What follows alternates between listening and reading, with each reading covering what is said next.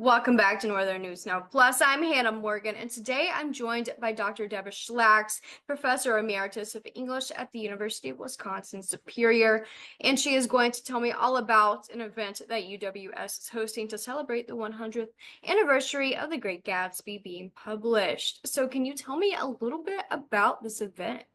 Yes, we are having it tomorrow, which is the very date, April 10th, on which the novel was published 100 years ago.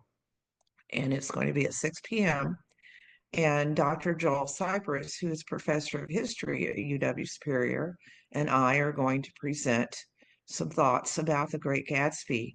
I'm going to talk about how it became so significant and so well known, because at first it really wasn't, and and also why I think it's relevant today, as will Dr. Cypress. He's going to talk about it from a more historian's perspective about some of the things that make it an important novel. So why do you think this is important, this novel? Well, there's several reasons. For decades now, it has been well known as a book about the American dream. People will even call it the novel of the American dream. And that's something that's had relevance, for a long, long time. It's also just very beautifully written. He has such a wonderful, Fitzgerald does, very wonderful style, very lyrical. Um, and above all, I think for now there are things in it that are so relevant and remind us so much of issues that we have today, uh, such as class distinctions. And that's something I know that Dr. Cypress is going to talk a good deal about. You have the old rich characters and then the nouveau riche character of Jay Gatsby, and and the gulf that exists socially between the two of them really causes a lot of the things that happen in the novel to happen. I will talk also about even things like the environment. You have a setting in the novel called the Valley of Ashes, which is used to be a farm, we are told, but is now the site uh, of of a dumping ground for industrial waste. So we all know that that's something that we could talk about today, about today's world. And so, with all of those things combined, do you think that's why it's kind of stood the test of time and even still in high school curriculum? Yes, I mean it's so often on book lists for schools, for instance. And of course, we know it's on lists of lots of the lists of, the best American novels or even the best novels in the world. And yes, I do think that the fact that successive generations of people can find, something relevant socially in the book is one of the big things that makes it important today.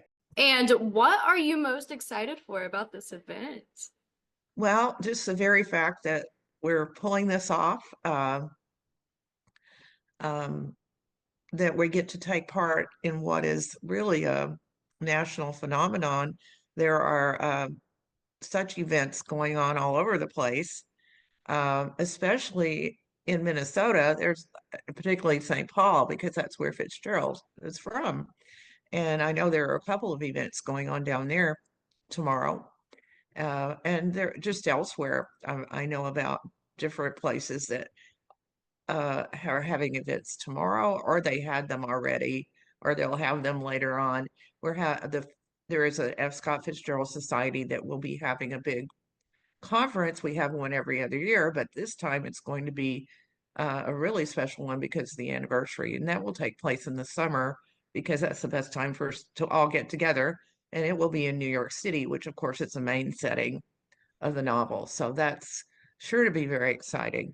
And is there anything else that you'd want to mention about this? I could also mention that Duluth is mentioned in the novel, and it is actually in a small but pivotal way in the novel, where Gatsby, who is then called James Gatz, that's his original name, uh, is doing odd jobs on the south shore of Lake Superior in what is called in the novel Little Girl Bay, which is would be Little Girl Point, which is in the Ironwood, Michigan area. Um, and he meets his mentor, Dan Cody, who takes him on as a personal assistant. This is a very rich man, and he takes him into Duluth to buy him new clothes. Um, and Duluth would be the land of millionaires back in those days. And so it kind of makes sense that he takes him to Duluth to get this expensive new wardrobe. So that's just an interesting thing. And it's where Jay Gatz becomes Jay Gatsby, starts calling himself that. So, that's a really pivotal part of the story of Jay Gatsby. Yeah, that's super cool. Um, yeah, well, that's all I have. Thank you so much for joining me and talking to me. You're welcome.